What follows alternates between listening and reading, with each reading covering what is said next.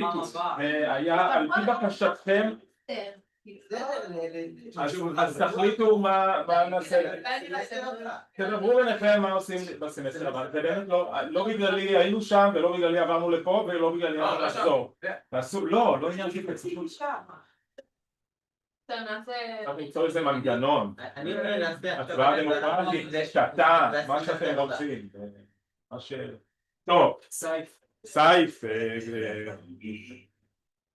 הרכבת קטפולטה, טוב, אנחנו מתחילים, אנחנו בעיצומו של הנושא של המסדרים הצבאיים, נושא מאוד חשוב, כי זו תופעה גם חדשנית, כמו שאמרנו, כלומר חידוש של ההתיישבות הפרנקית במזרח, שהחידוש הזה לא נשאר במזרח אלא משפיע על ההיסטוריה האירופית, נהיה מאוד חשוב בהיסטוריה האירופית, כן, יש המון בתים טמפלרים ואנשים כותבים ספרים, כן, הטמפלרים באנגליה, כן, כלומר זו תופעה שהחשיבות שלה היא מאוד נרחבת והיא מתחילה כאן, והיא גם מאוד חשובה ודיברנו על זה מבחינה תיאולוגית, כלומר הדבר הזה שאנשים, שיש תקנון כנסייתי שמשלב חיים מעין נזיריים, אני חוזר לא בדיוק נזירי אבל חיים מעין נזיריים עם חיים של מלחמה, הדבר הזה הוא מהפכני,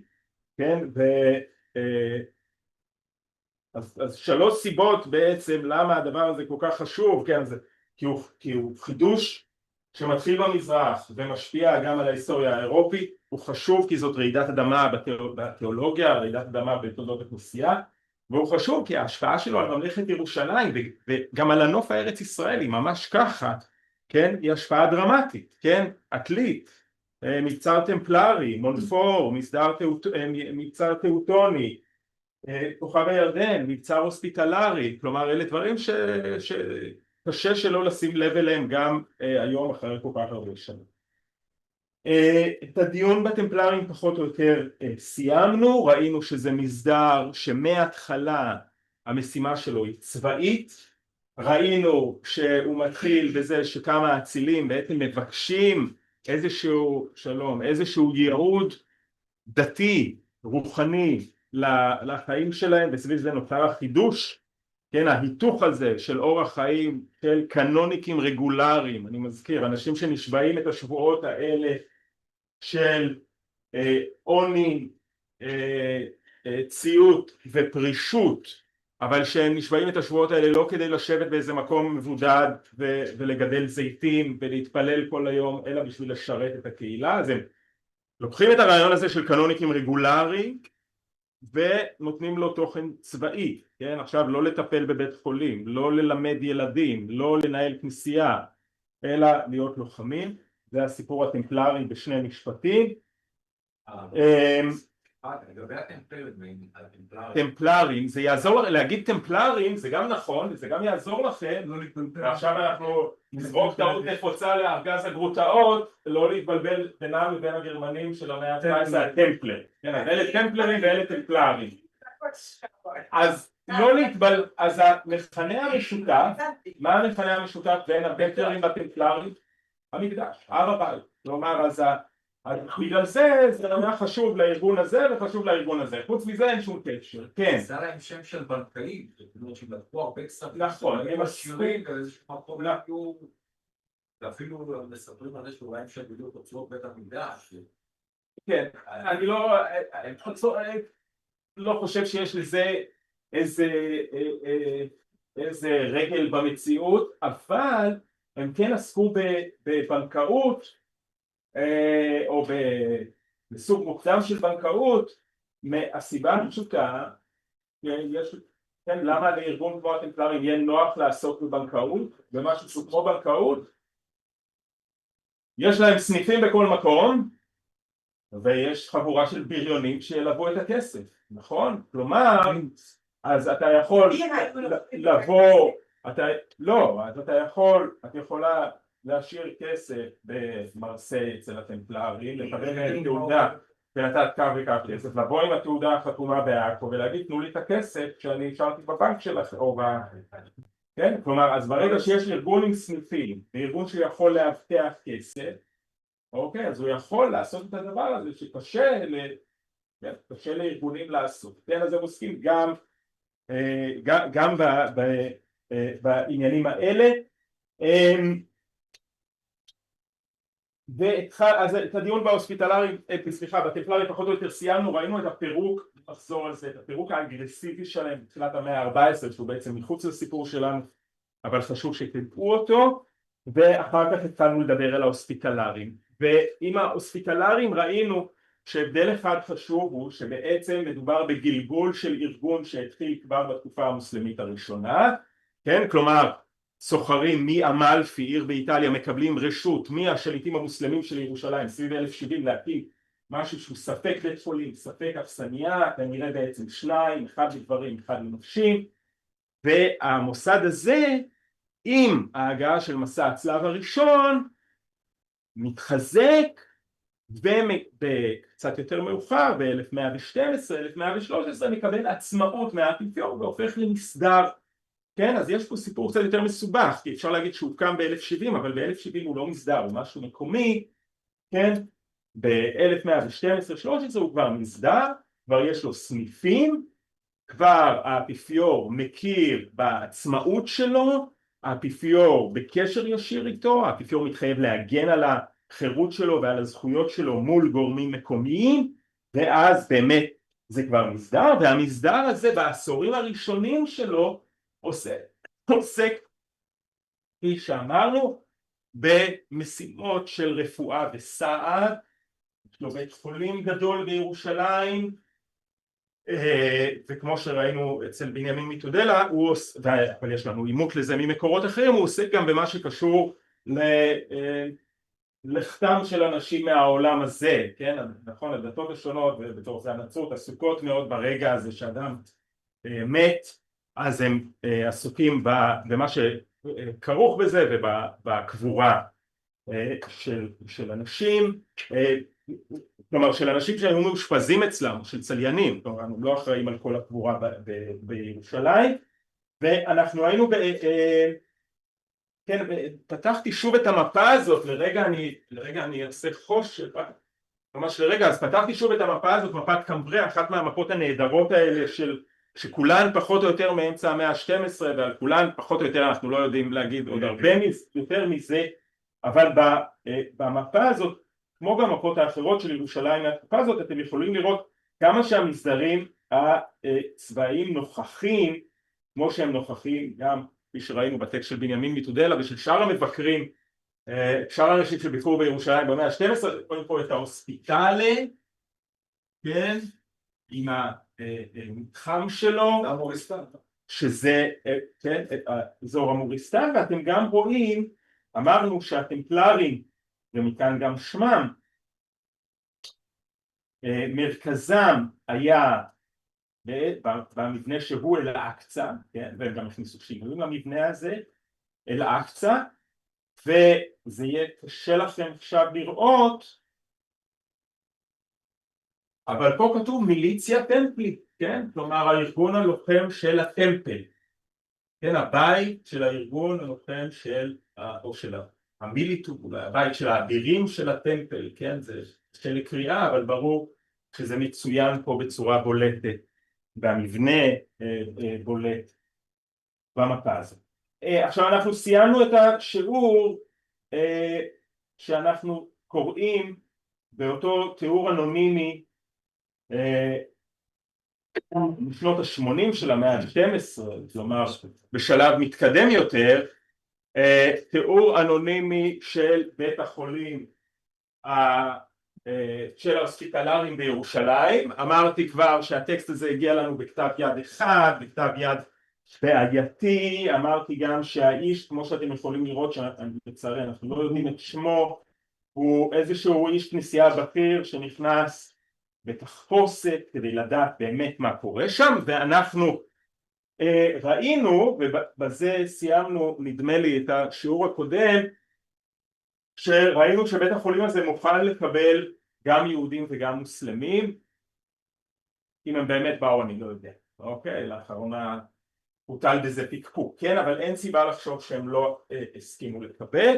ואנחנו נקרא עוד, אנחנו נציץ לעוד כמה קטעים, הטקסט הזה הוא, הקטעים שאני תרגמתי, לא תרגמתי את כל הטקסט, אבל הקטעים שתרגמתי עומדים לרשותכם בלמדה, אנחנו לא נקרא את הכל, אבל אנחנו נקרא כן עוד קצת. סקרנת שאמרת שהוא היה כנראה שיפור או משהו, כשמסתכלים על הטקליין תשובה, לא, כן, לא התכוונתי, אמרתי בצחוק, יש פה מקרה של מחבר מאוד מלומד שכותב בלטינית נהדרת ומעתיק שהוא מבולבל או לא יודע את השפה או זה, והוא ממש יצר משפטים שהם לא מובנים וקלקל מילים וצריך ממש לעבוד כדי לשחזר אותו, וזה מלומד השתפר אולי, וזה עד כדי כך, כן, ופה זה מאוד מעניין, מי שמעניינים אותו היבטים ממש קיצוניים, זה עד כדי כך שבעצם הייתה מחלוקת, היסטוריון אחד שמצא את הטקסט, זה אמר בוא נפרסם אותו והתייעץ עם פילולוג, כלומר חוקר ידוע של טקסטים לטינים שבינתיים נפטר, שעסק הרבה בטקסטים מממלכת ירושלים, ואותו חוקר לשון, פילולוג לטיני מהולל, אמר אי אפשר לפרסם את הטקסט הזה כי יש בו המון משפטים שאני לא מבין, לא יכול לפרסם טקסט שאני לא מבין. לא, ההיסטוריון בכל זאת התעקש ופרסם אותו, אבל באמת יש בו משפטים שקשה להבין, ואתם רואים שאני גם שיחקתי קצת עם התרגום לפעמים כדי שזה כן, אז בואו אבל הטקסט הוא מרתק ולכן חשוב טוב שהוא פורסם, למרות שהוא קצת מצ'וקמק כמו שהוא הגיע אלינו. אז תראו, כן, יש בבית החולים 4 רופאים מלומדים שכירים של הבית, כך שהם לא ייקחו על עצמם טיפול במי שאינם החולים של ההוספיטל, כן? כלומר מי שעובד שם הוא עובד רק שם, אין שר"פ, אתה לא נעלם באמצע היום, אתה התחייבת לעבוד אצלנו, אתה עובד אצלנו. מלומדים, כלומר אנשים שיש להם גם איזה השכלה, הם לא יודעים רק מהניסיון אלא הם קוראים את הספרות הרפואית של התקופה. דוקטי, כלומר זה מלומדים, בעצם דוקטור בא מזה, מהמילה הזאת של מלומד. פה יש משהו שאתם אולי לא ערים לו, אבל חשוב מאוד שתהיו ערים לו. באירופה של הזמן הזה, באירופה נגיד של שנת 1100, שנת 1150, אין בית חולים במובן הזה של מוסד שיש לו רופאים שכירים. אין חיה כזאת באירופה.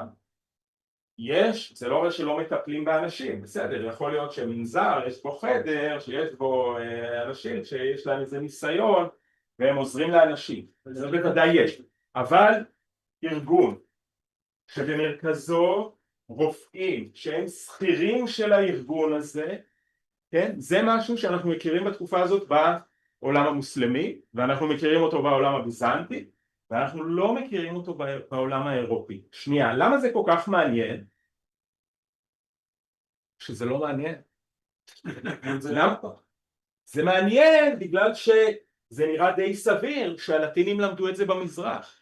קיבלו את הרעיון הזה של מוסד שמטפל באופן שיטתי באנשים ושיש לו רופאים שעובדים שם במשרה מלאה, כן? הרעיון הזה נראה שהוא רעיון שהם למדו במזרח, והם למדו עוד דברים במזרח ששוב אין לנו את הזמן לזה, אבל כשאנחנו מסתכלים על הפרקטיקות של הטיפול לבית החולים הזה וכו', זה נראה שהם למדו לא מעט במזרח. אתם רואים שבבית חולים הזה יש איזושהי שגרה של סיורים של רופאים, בכל יום בבוקר ובערב על הרופאים לבקר את החולים שלהם ולבדוק את השתן והדופק לפי כללי אומנותם. שוב, אני לא ממליץ לאף אחד לחזור במכונת הזמן ולהיות מטופל בבית החולים הזה, כי הרופאים האלה פרקטיקלי לא ידעו שום דבר, אבל הם מנסים, וזה פחות או יותר הכי טוב שהיה, אוקיי? אבל העניין הזה של מה הם למדו במזרח, כן, ואיך הם אימצו, כן, שוב, הסיפור הזה של החדשנות הוא סיפור שכדאי לקחת אותו בחשבון. חסר.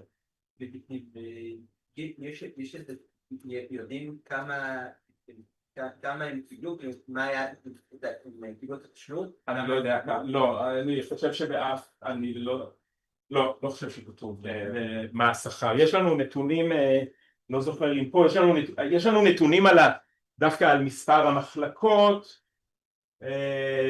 ויש לנו נתונים, כן, אז יש 10 מחלקות ואפשר להגדיל את זה פי 2, אז יש לנו כל מיני נתונים מספריים אבל לא על השכר של הרופאים. כן, זה נכון גם שבתקופה הזאת המוסלמים יותר הובילו את העניין של הרפואה בכללי ושהם, זה נכון הקביעה הזאת? אז זה קצת טוב, בוא, מה שבטוח נכון זה שמדף הספרים הרפואי המוסלמי היה הרבה יותר עשיר ממדף הספרים הרפואיים הלטיני. אז איפה? האם, השאלה היא מה הקשר בין לקרוא רפואה של גלנוס לבין לדעת באמת לעזור למישהו. לא בטוח שיש הרבה קשר. כלומר מאוד יכול להיות שהספרים, כן, הם אנשים יכלו להתהדר בידע שלהם, אבל שבסוף כדי לעזור לאנשים באמת מה שיותר השפיע זה הניסיון ואיזושהי... לא, אני חושב שיש חפיפה. שהידע על הרפואה... תקרא את הספרים ותראה אם באמת אפשר לעשות איתם משהו, קצת מתווכחים על זה, אבל מה שאין לגביו ויכוח זה שמדף הספרים הרפואי המוסלמי ברגע הזה הוא הרבה יותר עשיר מהמדף הלטיני, והלטינים הם בתהליך שדווקא לא הרבה ממנו קורה במזרח, רק ממש מעט, אבל הלטינים הם בתהליך של לתרגם את הרפואה הערבית. זהו, זאת השאלה שלי. בעצם התחום הזה, עצם התחום הוא מסתיים למזרח. לגמרי. זאת השאלה. כן. יש הספיטלרים, הוספיטלרים, הם ייסדו, הם העובדים בבית החולים הזה. אלה היו אחים ואחיות, משהו כזה. תכף נראה לגבי האחיות, אבל לא, הם היו, לא, זו שאלה טובה כי איכשהו חמקה בין האצבעות. הקהילה הזאת, הארגון ההוספיטלרי, מנהל את בית החולים הזה, אבל הוא לא רק מנהל, כלומר, האביר ההוספיטלרי, כלומר זה שנשבע את השבועות והוא עכשיו הוספיטלרי, הוא עובד בבית החולים, לא כרופא, הרופאים אתם רואים זה סחירים, אבל הוא בעצם אפשר להגיד מתנדב שם, וזה דבר מאוד מעניין, כן? כלומר, אתם יכולים לחשוב על איזשהו אביר, בן למשפחה נכבדת, שהוא נשבע את השבועות האלה, ועכשיו מה שהוא עושה זה להחליף סדינים מלוכלכים לכל מיני חולים זקנים ועניים, ולא רק זה, אלא שכפי שראיתם, ראינו את זה בהתחלה, הם האדונים. התפיסה פה, כן, זה היה, כך גדל, ככל שמצטבר המון החלשים, כך גדל שם מספר האדונים. יש פה מין תפיסה כזאת, שהאדון הוא המסכן, הוא החולה, הוא החלש, הוא גם העני, והאביר שנשבע את השבועות האלה הוא עכשיו המשרת שלו, כן? כלומר יש פה, וזה רעיון מאוד חזק, הם שוב ושוב חוזרים על הדבר הזה שהם המשרתים. אז האחים המלאים בארגון הזה, בין אם הם אבירים ובין אם הם מוצא לא אבירי, דיברנו אותו דבר על הטמפלרי, הם עובדים בבית החולים הזה, לא כרופאים אלא בתפקידים אחרים, שוב כי הרופאים הם שכירים. אז הקשר הוא הדוק מאוד, כן? ההוספיטלרים הם האנשים שמטפלים את בית החולים הזה, ולא רק אותו, כי בתי חולים כאלה יצמחו בעוד מקומות, גם בממלכת ירושלים וגם במקומות אחרים באירופה. רציתי עוד להראות לכם, זה ייחודי לארץ ישראל, אין את זה באירופה. זה לאט לאט התפתח באירופה, אבל ברגע הזה אין את זה באירופה. תראו פה עוד דבר, עוד חידוש, כן, של המזרח, ובכדי שבית החולים המהולל לא יחדל מלספק לחוליו כל סוג של חסד, חוץ מהתיאוריצ'י, כלומר הרופאים האלה שראינו שהם מלומדים, הם מחזיקים גם כירורגית, כן, יש להם גם כירורגים. תדעו שבימי הביניים הכירורגים הם לא נחשבים רופאים, הם יחד עם הספרים והמגלחים, כי הם עוסקים במלאכות מלוכלכות. כן, אז הכירורגים הם לא רופאים בימי הביניים, זה אם אתם מכירים כירורגים אתם יכולים ללעוג להם קצת, מגיע להם לפעמים. אז הכירורגים הם נועדו לטפל בפצועים, ופה דבר מעניין מאוד, לא רק בירושלים, אלא בכל פעם שהנצרות הירושלמית, תראו את הביטוי הזה, בכל פעם שהנצרות הירושלמית יוצאת למסע נגד הפגאנים, כבר התרגלנו לזה שהם קוראים למוסלמים פגאנים, הפצועים בו, בקרב, וכאן שירצו, בורחים לאוהלים של בית החולים כמקלט. שהוענק להם בזכות ירושה, כלומר בזכות זה שהם נוצרים. שם הוענק להם טיפול מלא ברמה שבה ניתן לעשות זאת שם. כלומר, מה זה? בית חולים שדה. כלומר, פורסים אוהלים, פורסים ציוד ומטפלים באנשים, ואת מי שאינם מטופלים שם מובילים, אתם רואים שבכתב יד יש פה טעות, מובילים על גמלים, סוסים, פרדות וחמורים לבית החולים בירושלים או למקומות מקלט קרובים יותר של בית החולים, שם הם נשמרים כמו בבית החולים. כלומר, פיתוח של הרעיון הזה של בית חולים שדה, שזה שוב משהו שהידיעות לגביו בימי הביניים נדירות ביותר, בטח בצבאות לטינים, כן? אז הם מטפלים ומחלצים, כן? ויש לנו גם ידיעה ממכתב אחרי אחד הקרבות, ראש ההוספיטל כותב כמה אנשים הם פינו וכולי וכולי, כלומר אנחנו יודעים שהדבר הזה באמת קרה. ועוד דבר מאוד מעניין שבית החולים הזה עושה, ונשאלה פה השאלה על גברים ונשים, יש לנו מעט ידיעות על נשים במסדרים, בכל אופן בממלכת ירושלים, אבל תראו את הידיעה הזאת. אבל בחשאי, אמהות בפנים וסתרות זורקות שם ילדים. לפעמים נשים מניחות בכניסה להוספיטל ילד, תינוק, ונעלמות. ואז מה ההוספיטל עושה בילדים האלה? כל אחת מהמניקות של ילדים, אז להוספיטל יש מניקות. כלומר, של הבנים המאומצים של יוחנן הקדוש, יוחנן הוא הפטרון של ההוספיטלרים, בגלל זה אתם תמצאו באנגלית Knights of St. John, תזכרו את זה, כי הרבה פעמים בספרות אתם לא תמצאו הוספיטלרים, אלא Knights of St. John, או Order of St. John. ג'ון זה יוחנן, כן.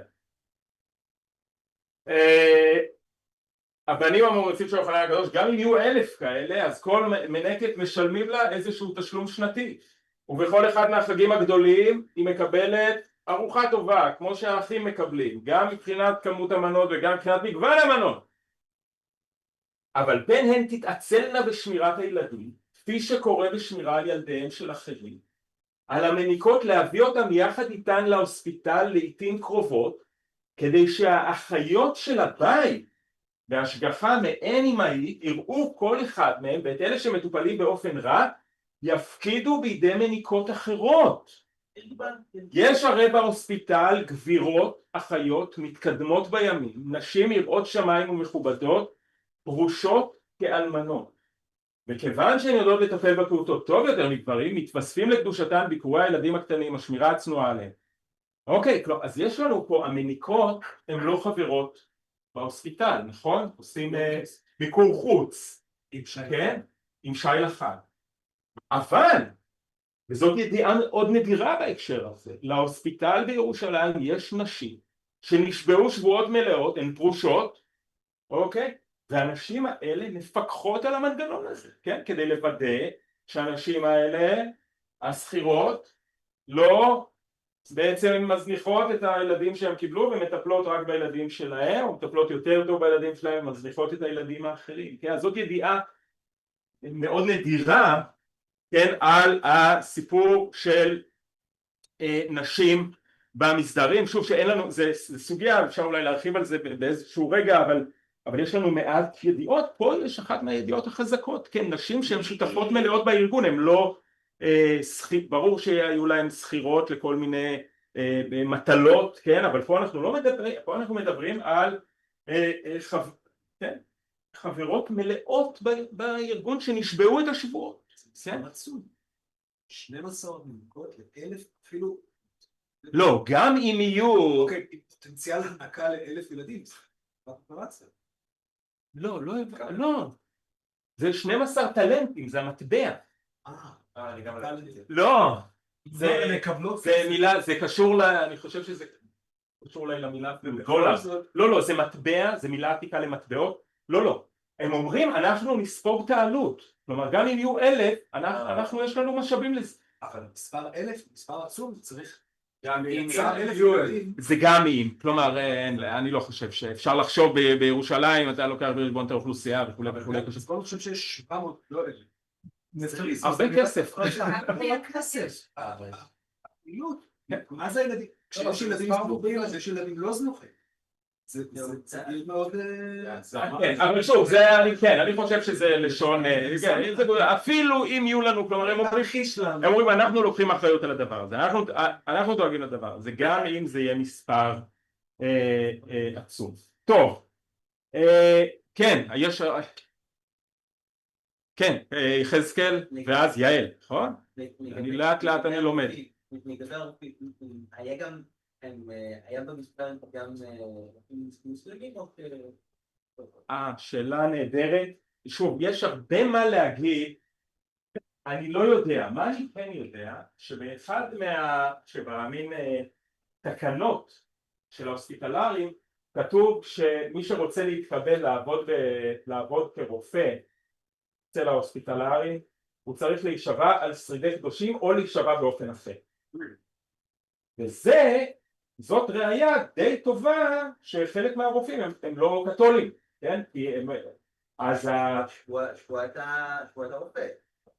זה לא משהו שהם נשבעו, אבל לפעמים נשבע. לגבי מה שאמרת, שבועה אחרת.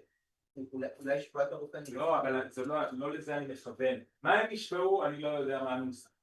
הנקודה היא כזאת, אם אתה כותב בטקסט, אתה צריך להישבע בשיטה נוצרית מובהקת או בשיטה אחרת.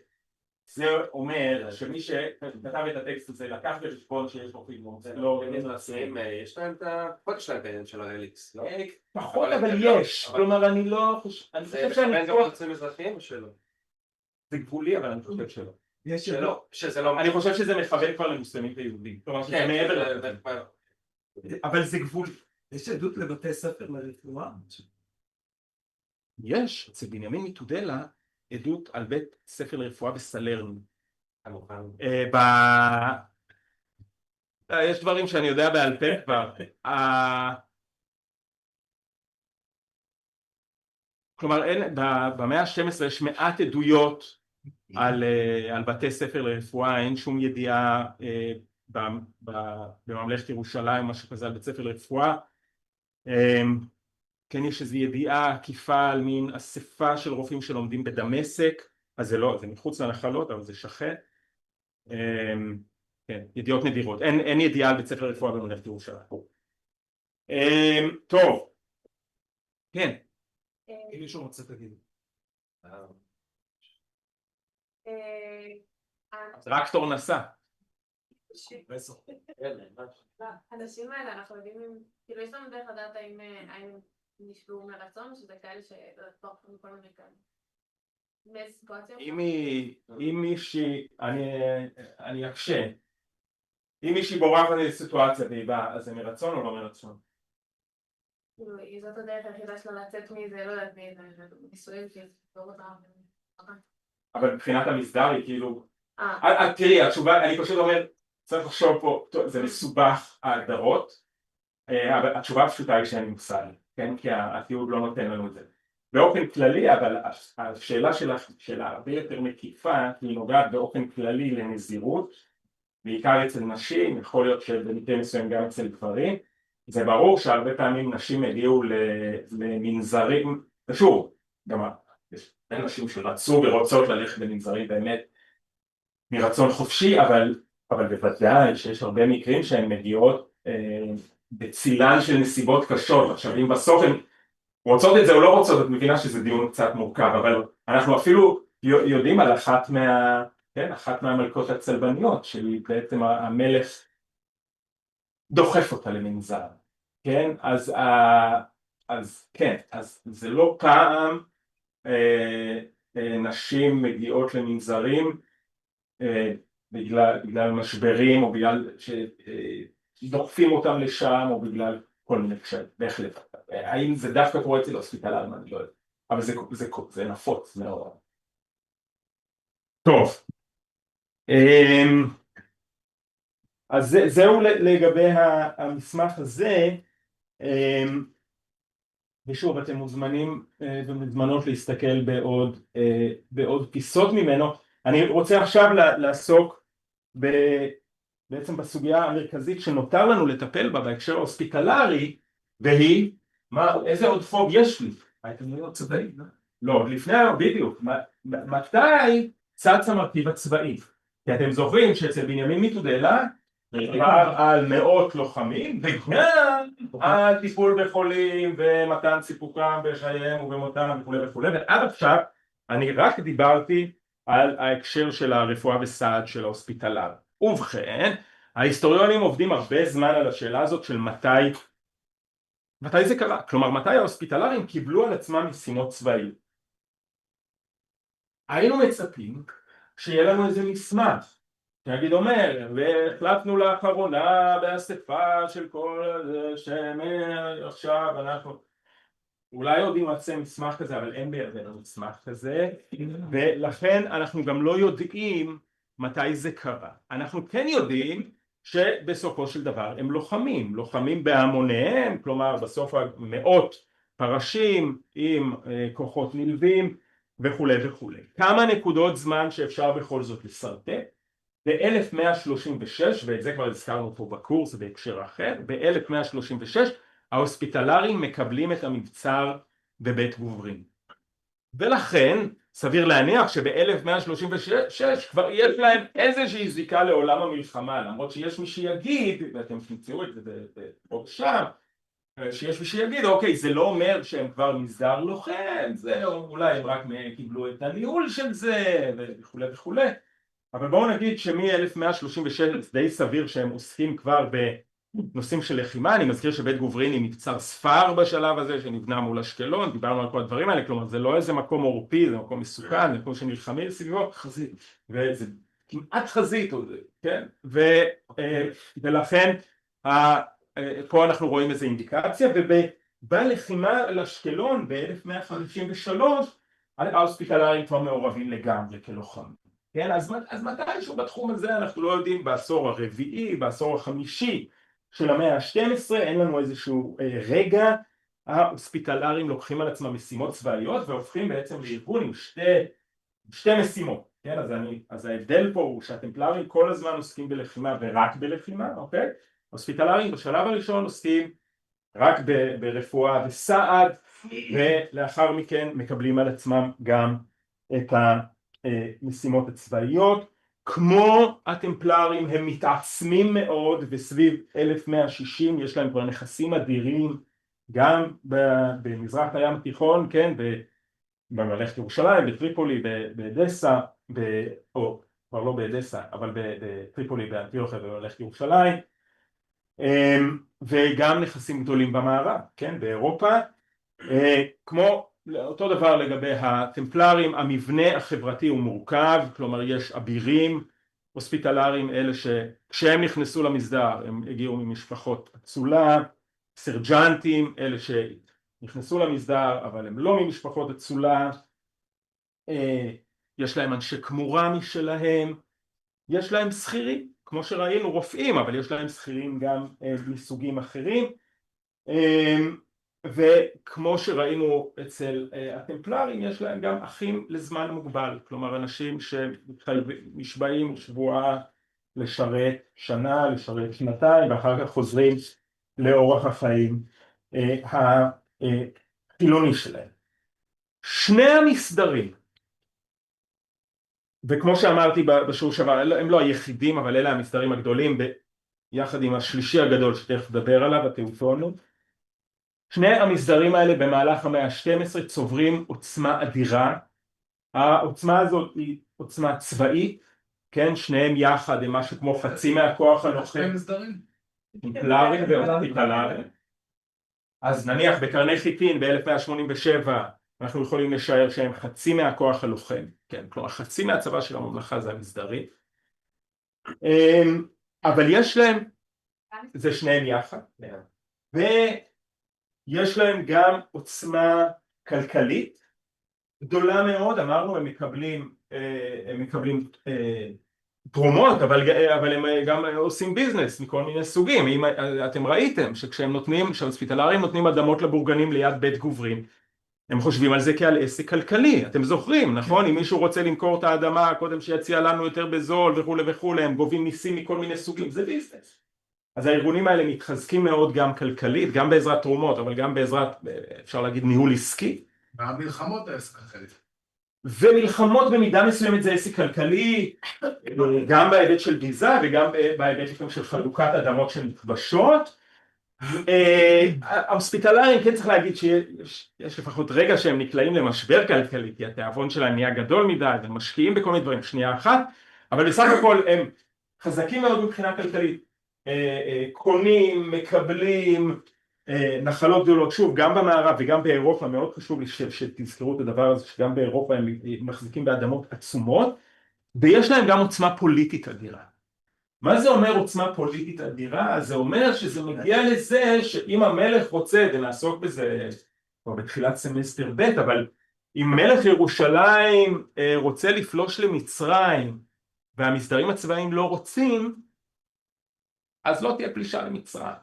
כלומר, זה ברמה הזאת, כלומר, עכשיו אתם צריכים להבין, ושוב, גם בהקשר הזה זה חשוב, זה שיש להם אדמות בכל מיני מקומות, האינטרס של ראש ההוספיטלרים, שאתם מבינים כבר שזה לא הראש של איזה בית חולים מרשים ככל שיהיה בירושלים, אז זה מישהו שיש לו סניפים בהרבה מקומות, והוא אחראי על ארגון בעצם המודרנית בינלאומי אדיר, יכול להיות שלמגיסטר, אנחנו קוראים לזה, המגיסטר של ההוספיטלר, יש אינטרסים שסותרים את האינטרסים של מלך ירושלים. נכון? כי הוא מסתכל על דברים אחרת. יכול להיות שהקשרים שלו עם מישהו הם כבר שונים מהקשרים של המלך עם המישהו הזה, כן? אז במידה מסוימת לפחות. עכשיו, הדבר הזה חשוב להגיד אותו, כי בעיקר במאה ה-13 אנחנו נראה איזה מגמה שהמדינה הצלבנית הזאת מרוב כוחות שפועלים בתוכה, היא קצת לא יודעת, כן? קצת לא יודעת לאן לנסוע. יש רגעים שזה מאוד מסוכן, לא לדעת לאן לנסוע על זה. אז הארגונים האלה מצד אחד מהווים תרומה אדירה לממלכה, כן? כוח צבאי אדיר, המון כסף, ניהול טוב של דברים, כן? אבל גם מקשה מאוד, כן? זה אנשים, אני מזכיר שיש להם קו טלפון פתוח ישר לאוזן של האפיפיור, הם לא סופרים את הפטריארך והם לא סופרים במידה מסוימת לפחות את המלך, יש להם אינטרסים משלהם, ולכן הדבר הזה הוא תורם מאוד לממלכה, והוא עלול גם להכביד מאוד על הממלכה. כן, אז צריך לקחת בחשבון את שני הדברים. שנייה, כשאתה אומר ממלכה אתה מתכוון בראשות האפיפיור? לא, לממלכת ירושלים. ממלכת ירושלים. רציתי לשאול עוד משהו? כן?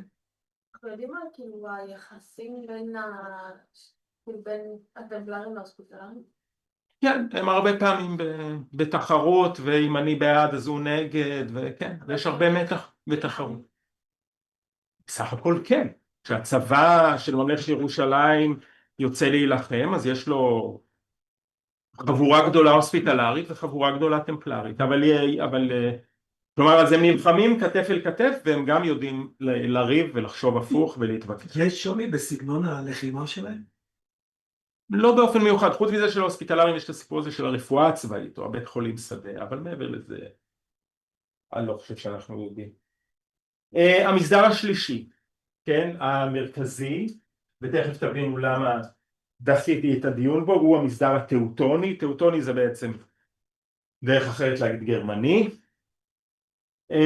רוב החברים, בהבדל מהטמפלרים וההוספיטלרים שהם פחות לכאורה ארגונים בינלאומיים, זאת אומרת התקבלו אליהם אחים מכל מיני מקומות באירופה, למרות שאצל ההוספיטלרים הייתה דומיננטיות של דוברי הצרפתית, כן, אבל בסך הכל זה ארגונים בינלאומיים. התאוטונים, כן,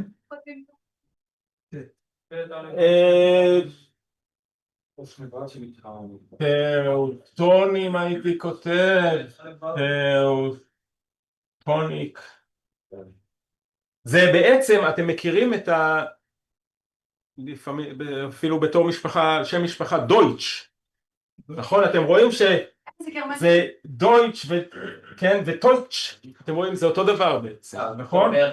אתם רואים שזה זה אותו דבר, דויטש וטויטש, אז תאוטוני זה פשוט, זה גרמני, זה דרך אחרת להגיד, כן, זה מילה ש... כן, שזה איזה מישור. זה מה שסבא שלי מדבר את היידיש אמרה. זה יכול להיות, אני לא יודע, צריך לבדוק.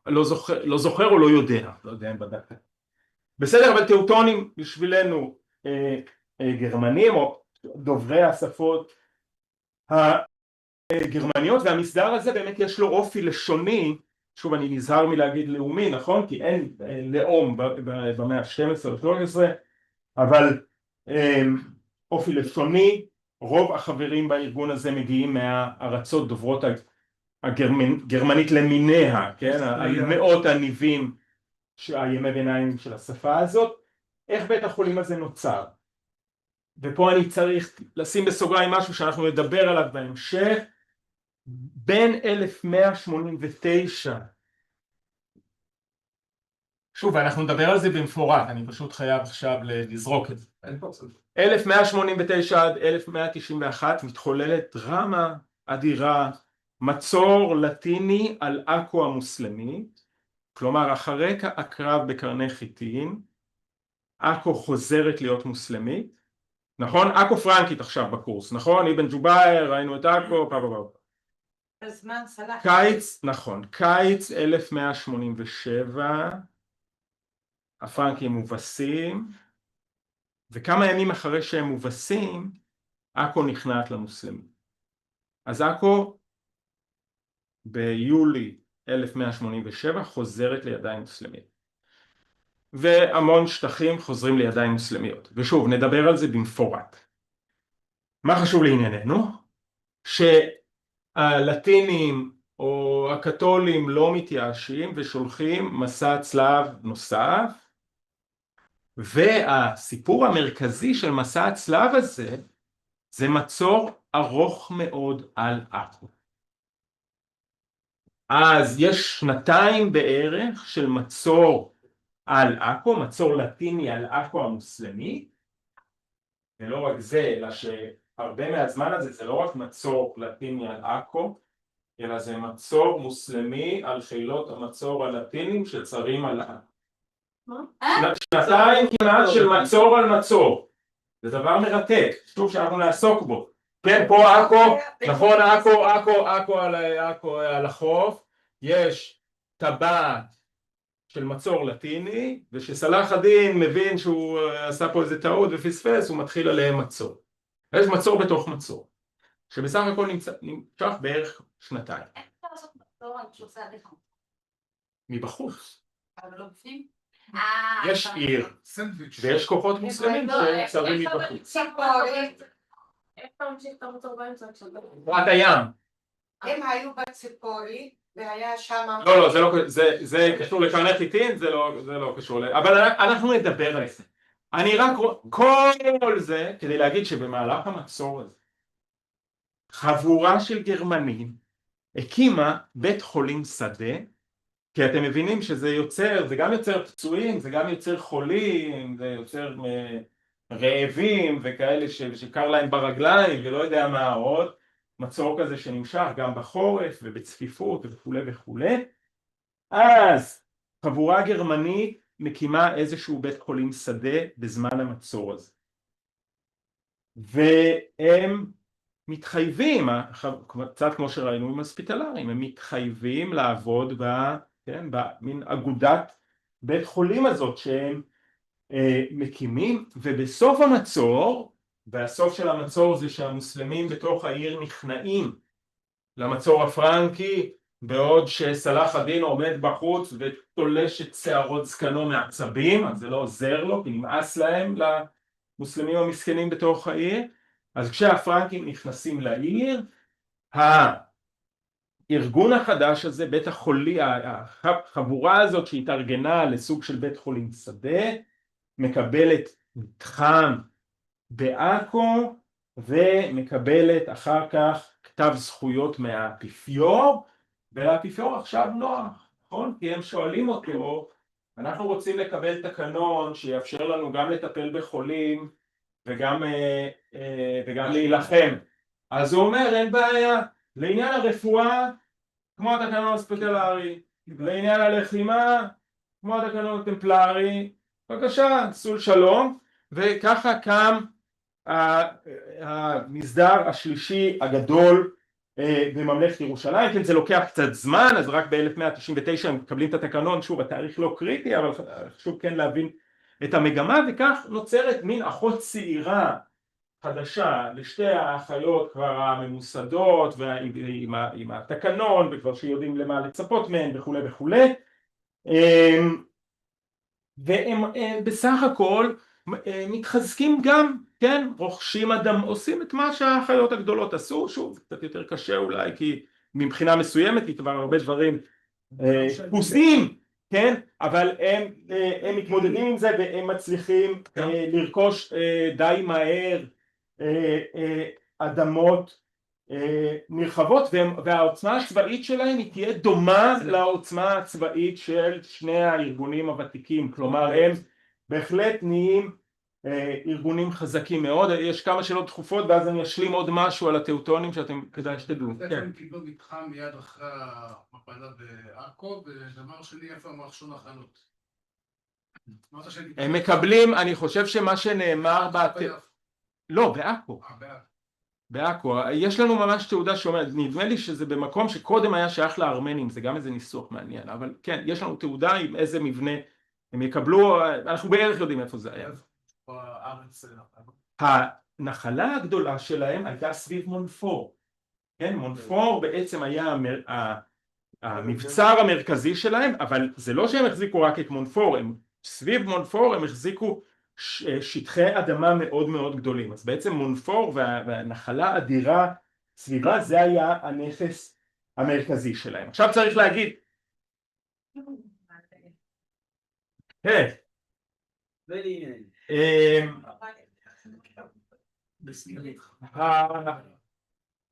דבר נוסף שכדאי לדעת לגבי הטאוטונים שהוא מייחד אותם, והוא לא היסטוריה של ארץ ישראל, אבל שוב אתם כבר נראה לי הבנתם את ההשקפה שלי שחייבים כל הזמן להסתכל גם פנימה וגם החוצה. הטאוטונים הקימו מדינה במזרח אירופה, הם בעצם ניסו פעם ראשונה באזור שהוא היום הונגריה. תראו שהרעיון הוא בעצם די דומה, הם היו אמורים להילחם שם בקומנים, כן, במין נוודים כאלה במזרח אירופה, אז הם מקבלים אדמות כדי ככה להתיישב ולהתמודד עם עובדי האלילים בשוליים המזרחיים של אירופה, אבל מרוב שהם מצליחים ונהיים חזקים מדי אז מלך הונגריה מגרש אותם ב-1225, אבל הם לא מתייאשים, ואחר כך בשולי הים הבלטי יש לכם גם, שוב זה כמובן בשולי העיסוק שלנו ממש, אבל עדיין כדאי משהו לדעת על זה, הם קצת יותר מאוחר, החל מ-1230, אתם רואים את המפה בשולי פה, כן, פולין, בשולי הים הבלטי, הם ממש מצליחים להקים לעצמם מדינה, והמדינה הזאת תתגלגל להיות מדינה מאוד חשובה בהיסטוריה האירופית, רוסיה.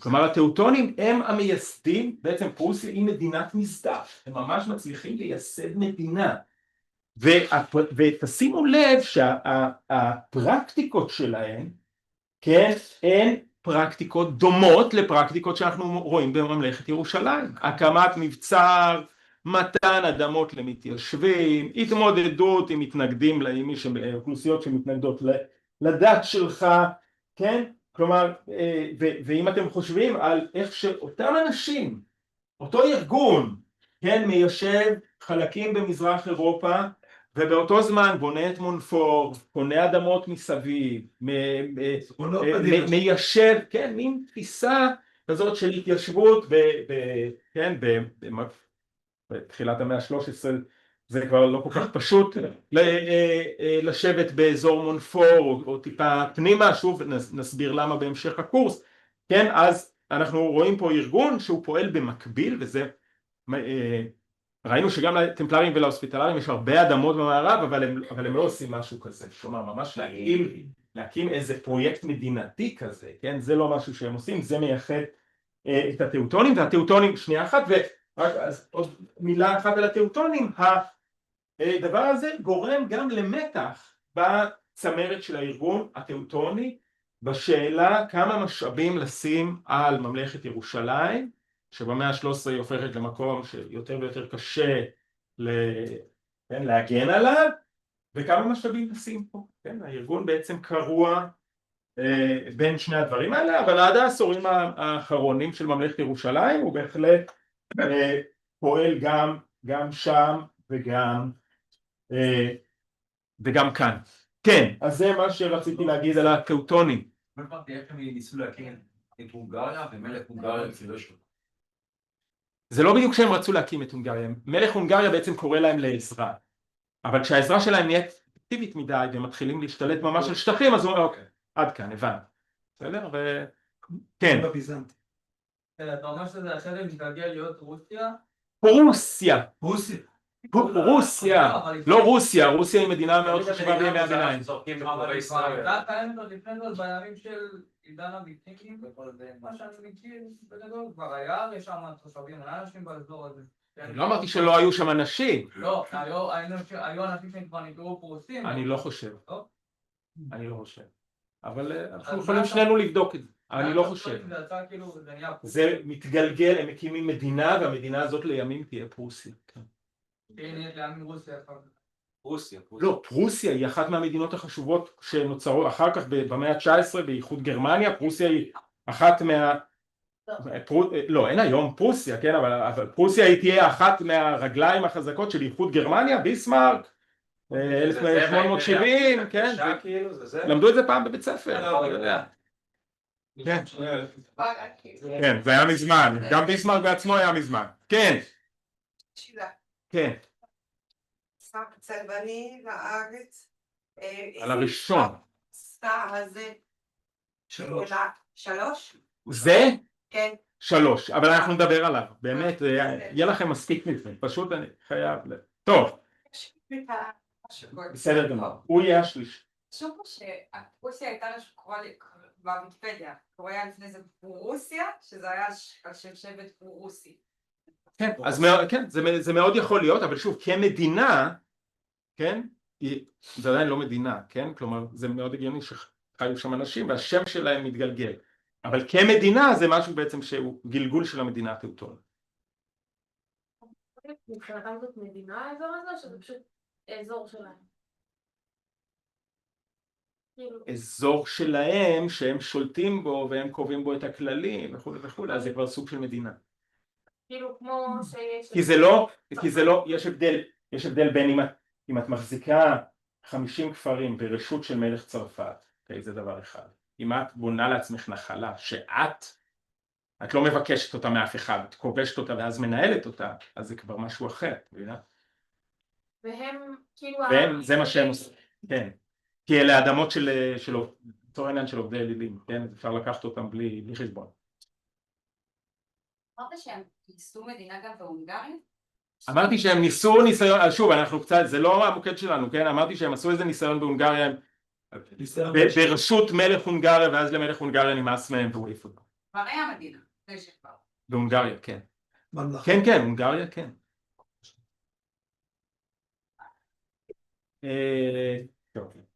לא. בסדר, יאללה, אז יש לנו עוד עבודה. אני רוצה לדבר עכשיו, אז אנחנו סיימנו לצורך המבוא את העבודה שלנו על המסדרים הצבאיים, ששוב, הדבר הכי חשוב זה העניין הזה של השילוב של חיים, כן, יש פה מתחרים על תשומת הלב, חתולים בחוץ.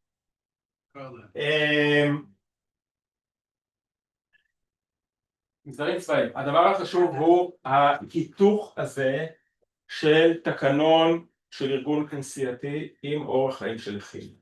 זה הדבר החשוב ביותר לזכור מהדבר הזה.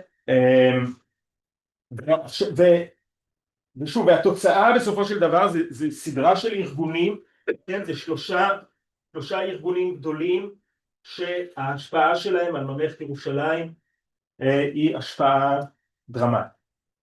ועכשיו אני רוצה לדבר על עוד סוג של ארגונים שפעלו בממלכת ירושלים, וגם הם, כמו המסדרים הצבאיים, וזה המכנה המשותף, כמו המסדרים הצבאיים, הם גם תרמו המון לממלכת ירושלים, וגם הקשו על הניהול של ממלכת ירושלים כדבר אחד, כן, כמדינה, או כממלכה, ואלה הקומונות האיטלקיות.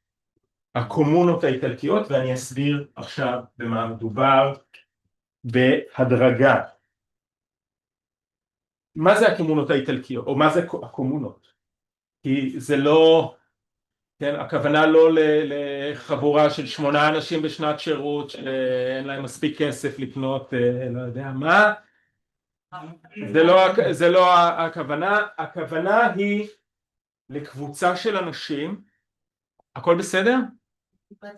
סיימנו את המסדרים הצבאיים, ואנחנו מדברים על סוג נוסף של ארגונים שפעלו בממלכת ירושלים. בסדר?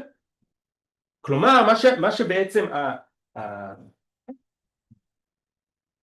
כן, מה שאני מנסה לעשות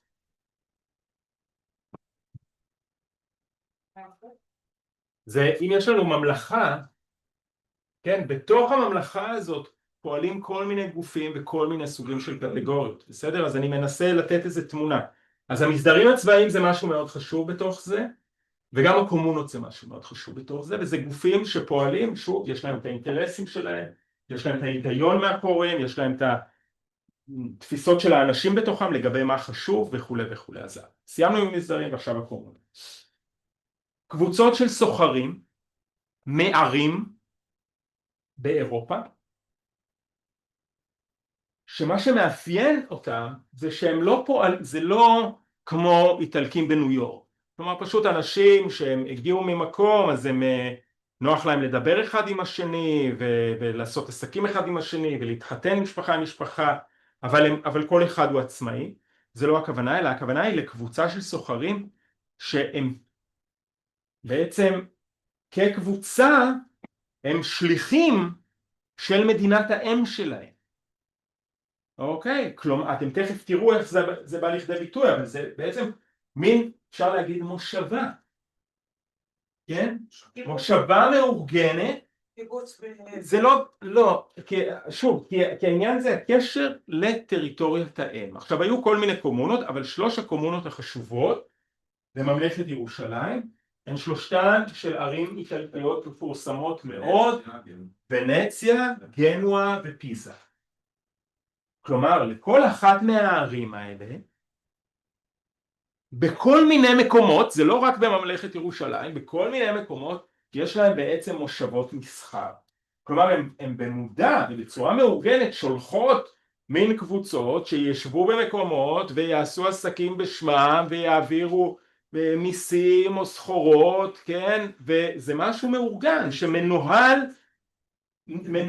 ונציה, פיזה וגנואה, כן? וזה משהו שמנוהל מהמרכז, כן? זה לא פשוט, שוב, כמה חבר'ה שהם מאותו מקום והם מתיישבים באיזה מקום, לא, זה ממש זרוע של מדינת האם. ופה חשוב להבין שנכון, היום בשבילנו גנואה ונציה ופיזה אלה ערים נחמדות באיטליה, הם ערים במדינה. איפה הקימו את רגע, לאט לאט, כן, אז שוב, בעיקר בעכו, גם קצת במקומות אחרים, אבל שנייה. בימי הביניים הערים האלה הן לא ערים בתוך מדינה, אלא הן ערי מדינה. כן, ונציה שולטת בחלקים לא מבוטלים מהים התיכון, היא שולטת בהרבה טריטוריה, זאת מדינה שמה שמנהל אותה זה איזשהו עיר, אוקיי? הלב שלה זה העיר, אבל היא מנהלת אופרציה גדולה מאוד, היא שולטת בשטחים לא מבוטלים, יש לה זרועות בכל מיני מקומות, כן? וגם גנואה וגם פיזה, כן? אז אלה ערי מדינה, כן? אגב, ערי מדינה שלא מנוהלות על ידי מלך, אלא מנוהלות על ידי איזושהי אספה ששותפות בה המשפחות הוותיקות, כן? המכובדות, המשפחות העתיקות, או הנחשבות עתיקות של הערים האלה. כלומר, זה ממש זרועות של ערי מדינה, והנקודה החשובה לענייננו, כן, תסתכל פה רגע המפה הזאת, כן,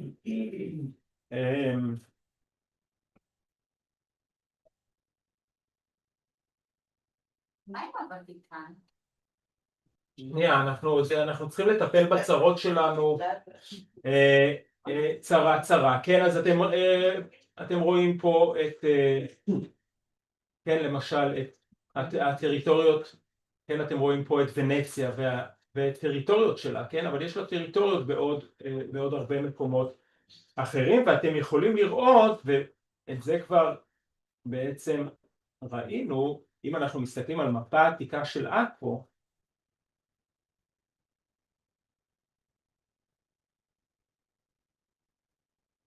אז אתם רואים שבעכו היה רובע ונציאנו גדול מאוד, היה רובע גנואזי גדול מאוד, היה רובע פיזאני גדול מאוד.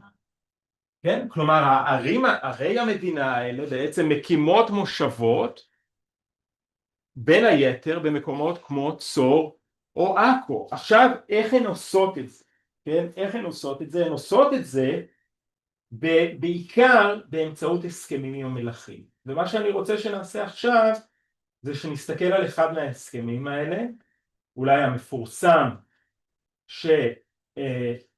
שבהסכמים האלה, ההסכם בין ונציה לבין ממלכת ירושלים בהקשר של כיבוש או המצור על העיר צור. כן?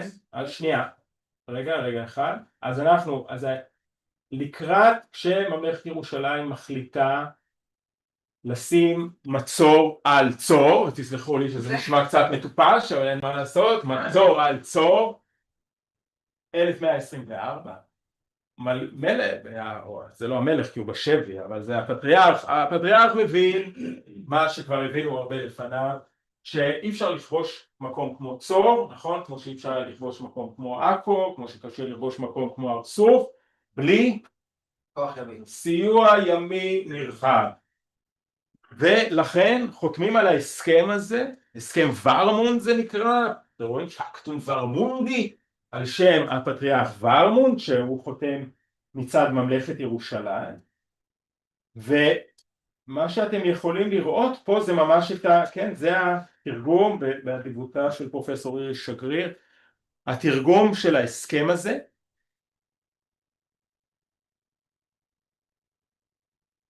כן, ואז אנחנו תכף נציץ לכמה מהפרטים שלו, שתראו את החומרה שלו, את העוצמה של הדבר הזה, אבל קודם היו איזה שאלות דחופות. כן? מה המושבה הגרמנית של ימינו? אני לא חושב, כי המושבה הגרמנית, עד כמה שאני יודע לפחות, זה לא מה? בתור דוגמה. כן, אבל המושבה הגרמנית, שוב, עד כמה שאני יודע, זה קבוצה של מתיישבים שבאים, כן, ויושבים באיזשהו מקום ועובדים.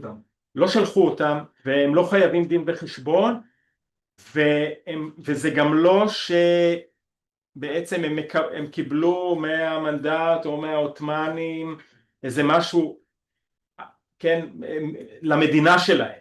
פה זה אחר, זה כאילו הם נציגים, כן, ואתם תכף תראו על מה מדובר, ואתם תבינו שזה שונה, בעצם מדינה מודרנית לא יכולה לעשות כזה דבר, כן? אבל אז בואו נסתכל רגע על ההסכם הזה. אז אנחנו ורמונדוס, אתם מכירים את הדבר הזה, של הריבוי? מה זה? אנשים חשובים אוהבים לדבר באנו, נכון? רויאל וי, נכון? יש לזה בלטינית שני ביטויים הפוכים, פלורליס מודסטיאי, כלומר ריבוי של צניעות, ופלורליס מייסטטיס, ריבוי של המלכותיות, כן? אז אתם יכולים לחשוב על זה ככה או ככה. בכל מקרה אנחנו ורמונד, הפטריארך של העיר הקדושה,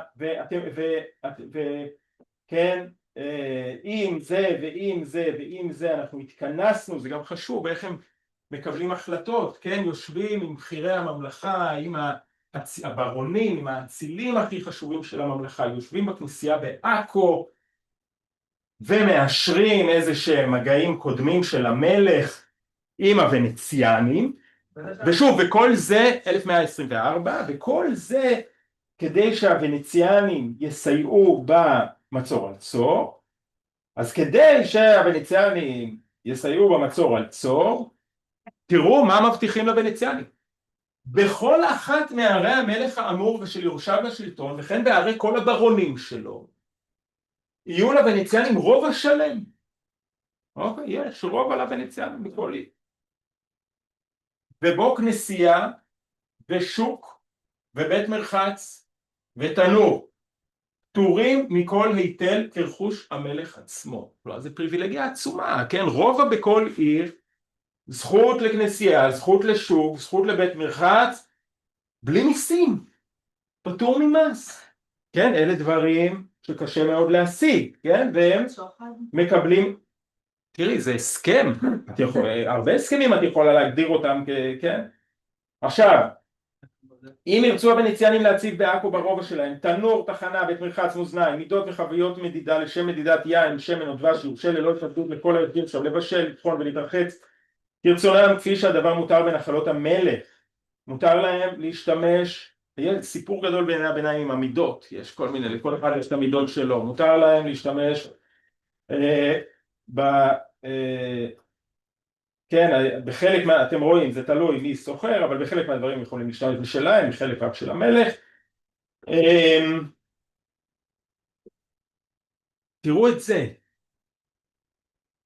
עקב שום סיבה אין עליהם לשלם מס, אלא כאשר הם באים או יוצאים בנוסם צליינים באוניותיהם. כלומר, אפשר לקחת עליהם מס רק על הבאה ולקיחה של צליינים, מכל שאר המיסים שחלים על אוניות שנכנסות ויוצאות, הם לא צריכים לשלם כלום.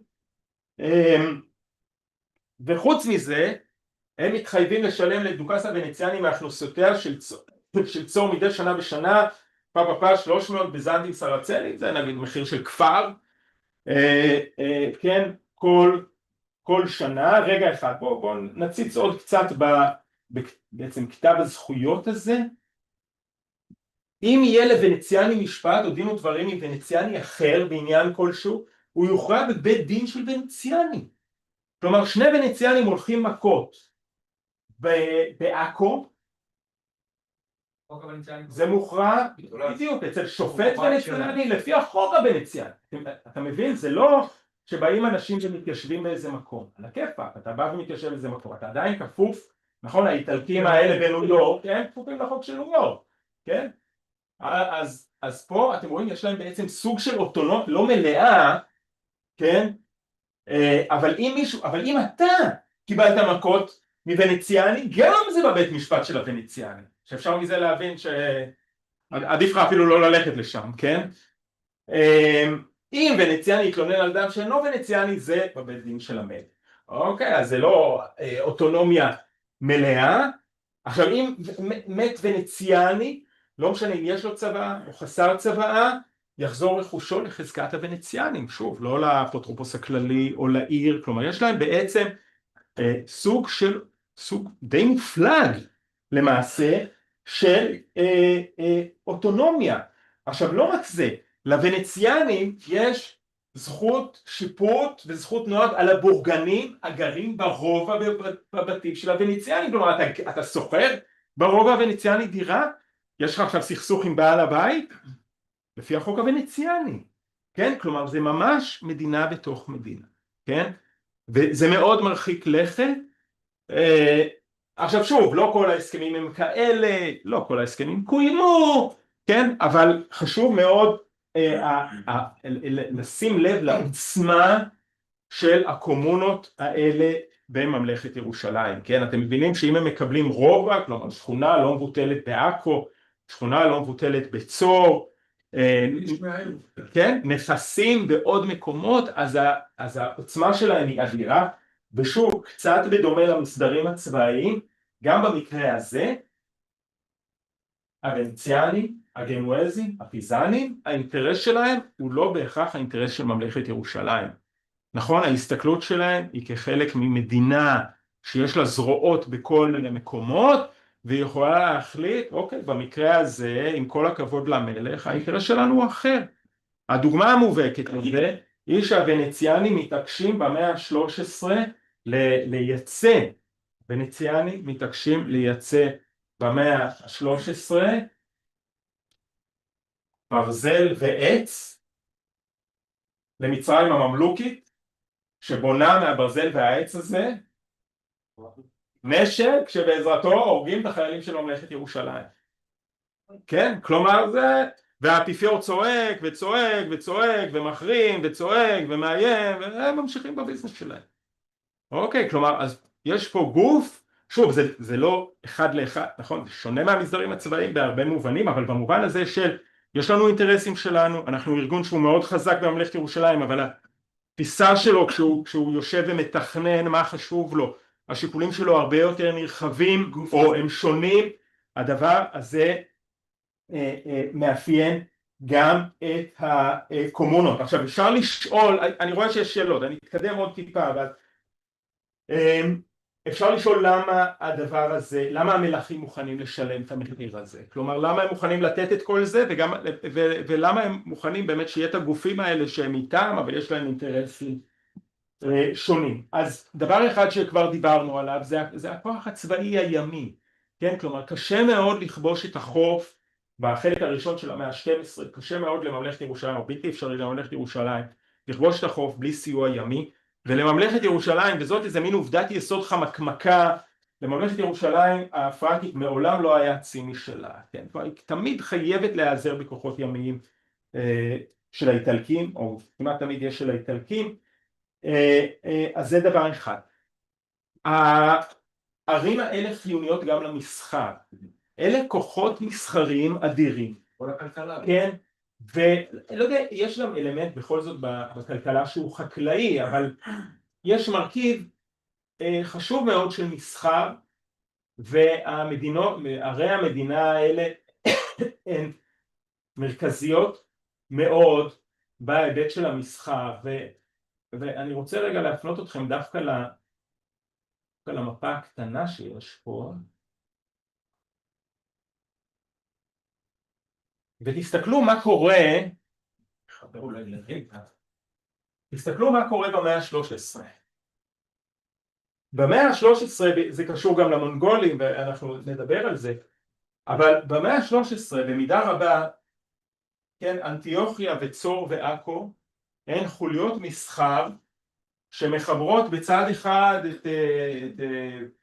את דנמרק ואנגליה, ובצד השני את סין ואינדונזיה. ממש כך, ממש כך. ובדבר הזה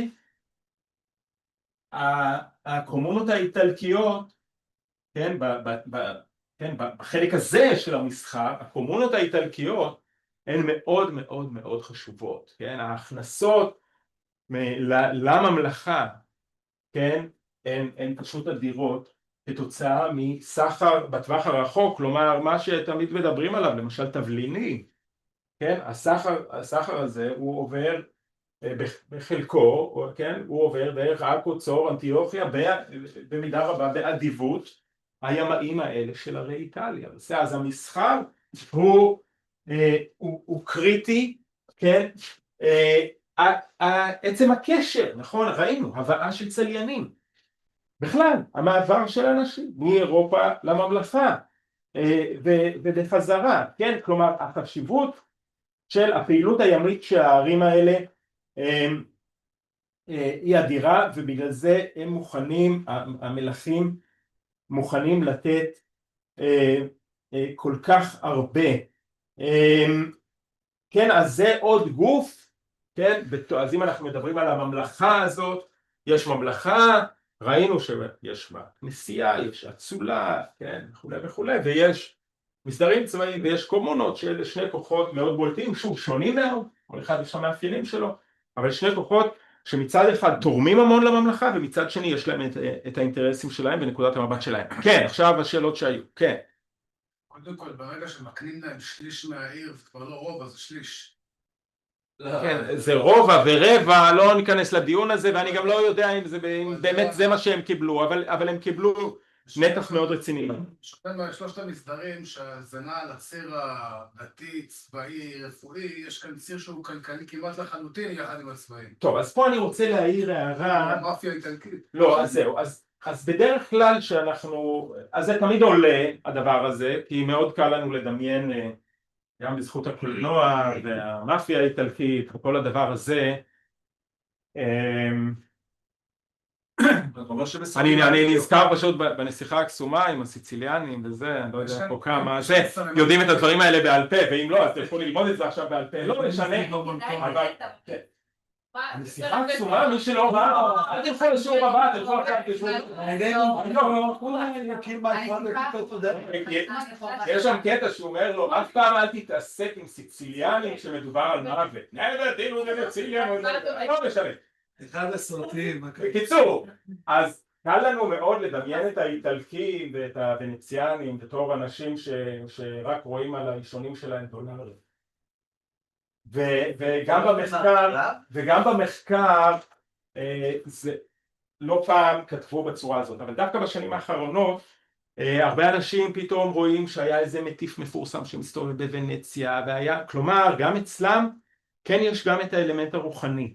כן? כלומר זה לא הכל כסף, ברור שהכסף הוא מרכזי, אבל לא הייתי עושה את ההפרדה הזאת שהמסדרים הצבאיים זה רוח והם כסף, במסדרים הצבאיים בוודאי שיש גם עניינים של כסף, וגם אצל האיטלקים יש עניינים של רוח, אנחנו רואים מטיפים ואנחנו רואים מניעים רוחניים, כן? כלומר בוודאי יש את העניין של האפיציו כמו ההוספיטלרי או משהו כזה, זה רחוק מאוד מהעולם.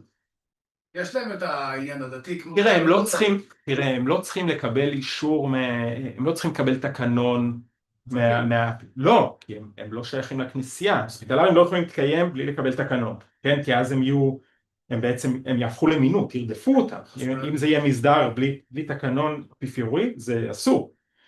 אז זה לא אותו מצב, אני פשוט אומר שהספקטרום הצבאיים הוא טיפה, כלומר לא הייתי אומר הקומונות זה רק כסף, כן? בהחלט בשנים האחרונות המחקר מדבר יותר ויותר על זה יש שם גם מניעים רוחניים, אבל ברור שזה במידה רבה חיה כלכלית, יש לה אינטרסים, ושוב, חלק מהוונציאנים, חלק מהזמן מוכנים לעשות דברים שמזיקים לעולם המצרי, כן, בשביל כסף. עוד שאלות? למסתרים אין את האפשרות הזאת, הם פועלים בתוך מגרש, כמו שאמרת עכשיו, כאילו שהם פועלים במגרש. נכון, בסך הכל, כן, ראינו שהטמפלרים הואשמו בשיתוף פעולה עם מוסלמים בעניינים כאלה או אחרים, אבל זה כשזה אסור, מה? לא, אני מניח שזה קצת יותר משמעותי עבורם, זאת אומרת שהאפיפיור, נכון, גם אם לפעמים בכל זאת יפעלו, אבל נכון, כי הם פועלים כמו שאתה אומר, הם פועלים בתוך המסגרת הזאת, כן. כאילו זה ממשיך את השאלה שלו, אבל מה האינטרסים של האיטלקים וערי המדינה לעשות מושבות? אז קודם כל דבר חשוב לשים לב אליו זה שחלק מערי איטליה פעילות במזרח הים התיכון לפני מסע הצלב הראשון. אתם זוכרים? תחברו עכשיו את החוטים. בדיוק, ראיתם את הסוחרי האמלפי בירושלים שבעצם הם המייסדים של בית החולים. כלומר איטלקים פעילים במזרח הים התיכון אפילו בירושלים, שוב שזה חור, שזה לא קשור למסחר או מסחר די עלוב, כן? אבל באלכסנדריה, כן? יש פעילות של איטלקים עוד לפני, אז את מבינה במובן, למה זה קשור לשאלה שלך? כי במובן מסוים זה המשכיות, הם עשו את זה גם קודם, פשוט עכשיו יותר קל לעשות את זה, ושוב אני אומר, האינטרסים משתלבים, יש להם אינטרס כלכלי חזק מאוד, בגלל המסחר לתוך אסיה, בגלל המסחר עם ערים כמו קהיר, כמו אלכסנדריה, תראו למשל יש לנו ידיעות על סוחרים ונציאנים שיוצאים מעכו לדמשק, קונים שם אריגים יקרים וחוזרים לעכו ושולחים את האריגים היקרים האלה לאיטליה, כן? אז יש להם אינטרס כלכלי מובהק, אבל מה שאני אומר הוא שיש להם גם תחושה שזה חלק מפרויקט דתי, כן? כלומר חלק מהזמן יש להם גם תפיסה דתית. יש מחבר גנואזי קפרו שהוא כתב גם מין כרוניקה של מסע הצלב הראשון, כן? כי הוא השתתף בהפלגות ב-1100, ב-1103, כן? ואת רואה גם את המניעים הדתיים שלו, כן? הם עוזרים לממלכת ירושלים בים, ואז הם ממהרים לעלות לפסחא לירושלים, ומאוד מתרגשים מהתפילה. כן, זה גם קשור למה ששאלת קודם, כן, כלומר עוזרים בים ורצים להתפלל בירושלים בפסחא, אז המניעים זה ענה לך או כן? רואים שגם הרבה מהמסחר הוא דרך היבשה, אז הם חייבים את הקשרים האלה ביבשה, זה לא רק שזה הים. נכון, זה אופייני, המפה הזאת של המאה ה-13 יותר, במאה ה-13 זה הרבה יותר יבשתי, במאה ה-12 אין את הנתיב הזה והדברים הם הרבה יותר ימיים, זה משתנה, אבל נכון הם צריכים קשרים וחלק מהם באמת נוסעים בעצמם, כמובן לא את כל הדרך, אבל איזשהו, כן, רוב המסחר הזה, כן, בימי הביניים, נכון, יש מרקו פולואים נדירים מאוד, רוב המסחר זה מישהו מביא את זה, מזיז את זה קצת וחוזר הביתה והבא מזיז מרוץ שליחים ולא שמישהו עושה את כל הדרך, זה בדרך כלל התמונה.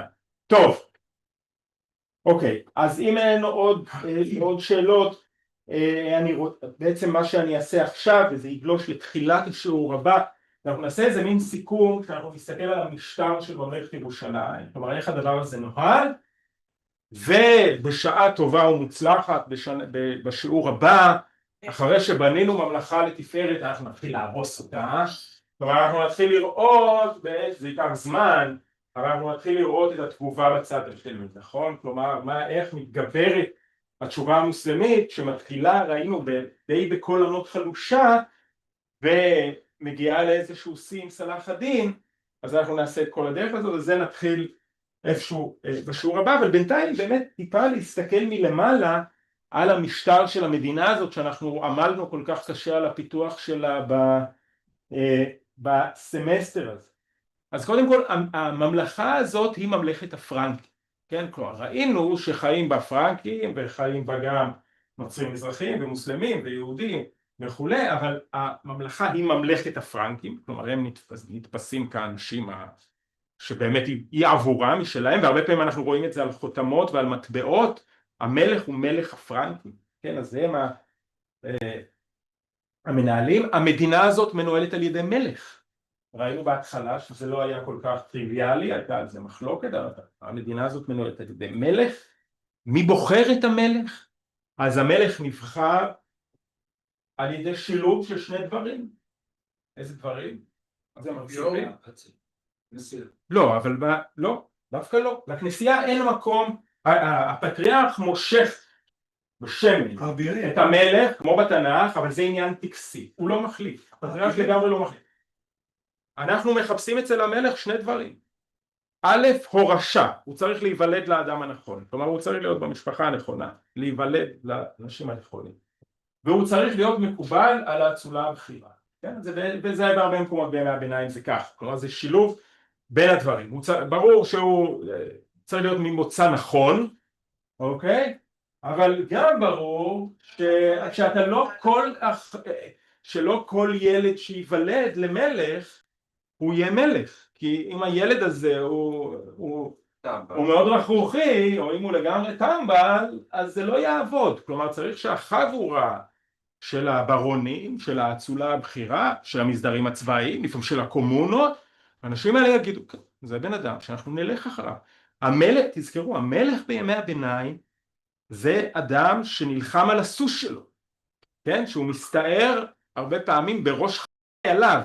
זה מישהו שצריך לסמוך עליו במובן הפיזי, לא, כן, הוא צריך להוביל, הוא יהיה איתנו ממש בשדה הקרב, כן, ואם הוא לא יכול לעשות את הדבר הזה, אז זה בעיה, אוקיי? אז זה שילוב של הדבר הזה, כן, לגיטימציה מי שמנהל, כן, הברונים, המסדרים הצבאיים וכולי, הוא צריך להיות בין המשפחה, ואתם זוכרים שהמשפחה הזאת בעצם גוטפרי מייסד אותה, כן? כלומר זה במאה ה-12, במאה ה-13 זה יותר מסובך, אבל במאה ה-12 זה כל הזמן מהמשפחה הזאת. במאה ה-12, שנייה אחת, במאה ה-12 המלכים יושבים בממלכת ירושלים כל הזמן, כשהם לא באיזה מסע צבאי, הם יושבים בירושלים, לפעמים בחורף נמאס להם מהקור של ירושלים והם מבלים כמה שבועות בעכו, כל הזמן בממלכה. במאה ה-13 זה יותר מסובך, חלק מהמלכים האלה הם רק מלכים על הנייר, חלק מהם לא נמצאים פה בכלל, או נמצאים פה מעט מאוד. כן, אז אפשר להגיד שהכתר בממלכה במאה ה-13 הוא יהיה הרבה יותר חלש, נראה קצת מזה. כן, אבל חלק מהזמן זה בגלל כל מיני הסכמים, זה אנשים שבעצם לא נמצאים פה, נמצאים פה מעט מאוד. רצית לשאול? רגע על המשפחה עצמה, יכול להרחיב על זה במשפט דיברסון בלבד. כן, אז אנחנו, יש לכם את זה. כן, שמתי את זה פה.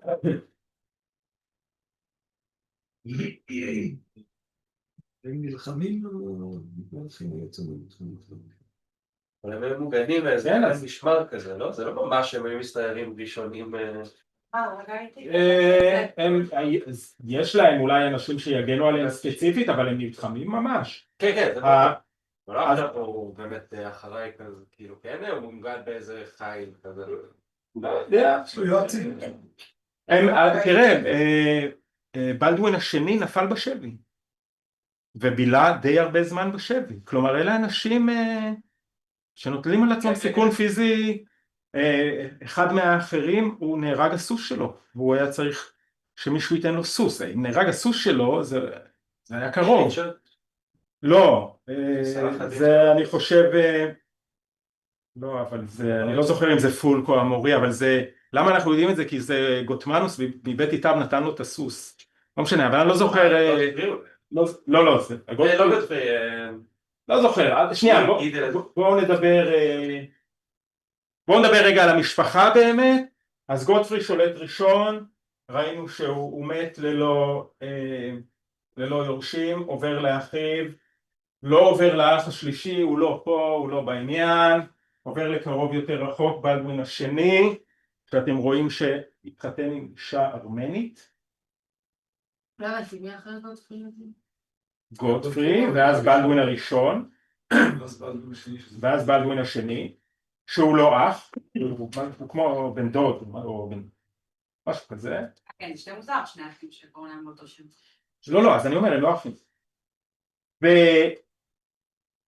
ובלדווין, אתם רואים היו לו רק בנות, 4 בנות, אז צריך להביא אציל צרפתי בשם פולק מאנז'ו, שהתחתן עם המלכה, עם מליסנדה, אישה מאוד דומיננטית, ופה כמובן מתחוללת דרמה. אם אנחנו כבר מדברים על משטר, יש לנו 2 דקות, אז פה כמובן מתחוללת דרמה.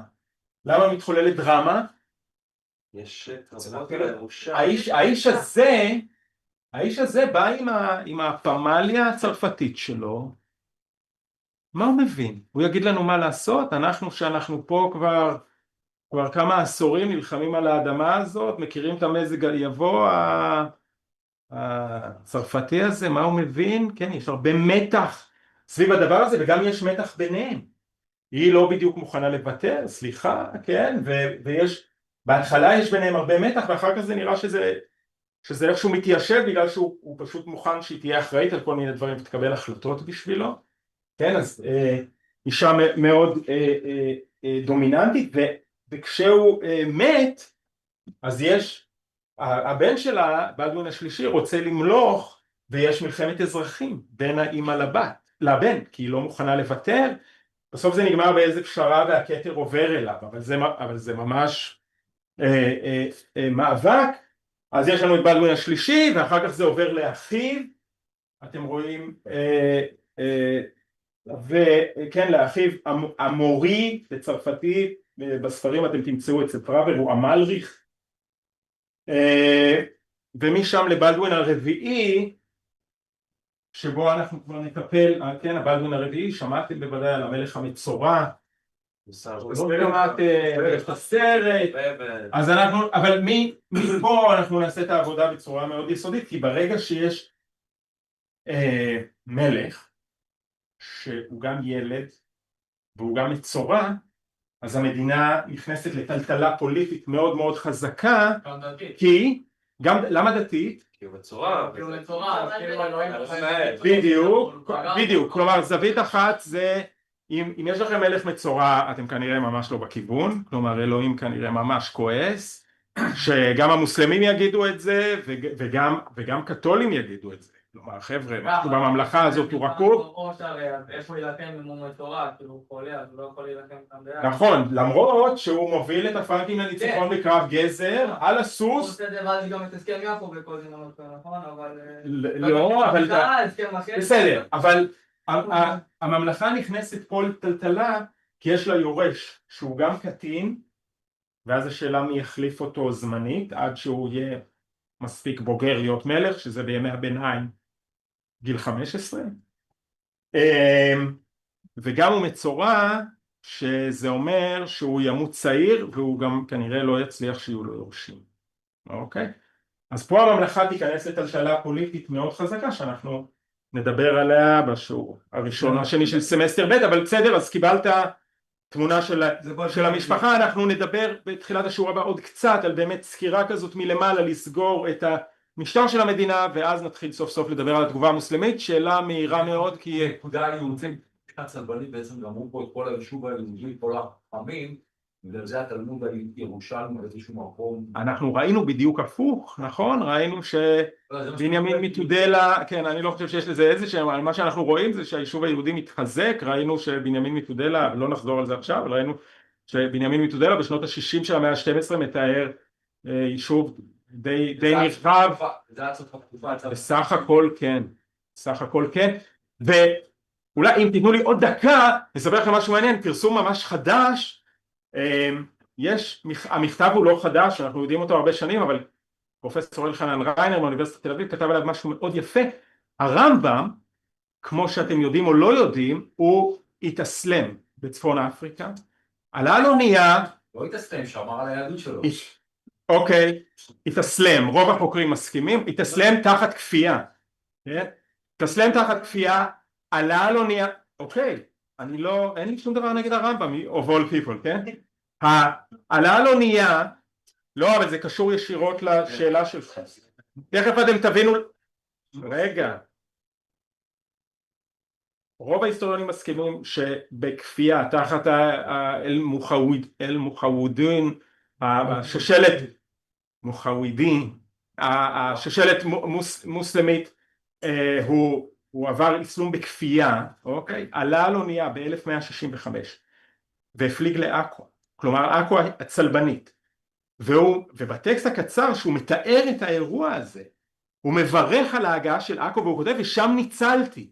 כלומר אתה מבין שככל הנראה בעכו הוא חוזר ליהדות שלו, ובעכו הצלבנית הוא מרגיש ביטחון אחרי שהוא ברח מהרדיפה המוסלמית. אז לא, ברוב המקומות אתה תמצא הפוך. מה שאתה תמצא זה שהאסלאם היה סובלני והנוצרים היו תוקפנים. עכשיו רגע, בהרבה מקומות זה גם נכון. אני אומר דווקא המקרה הזה, כלומר מסתבר שעכו הפרנקית היא הייתה בשביל הרמב"ם המקלט והמקום שבו הוא יכל, לא ברור, כי אתה לפני רגע אמרת שהפרנקים הרסו את אוקיי, טוב, עד כאן להתראות.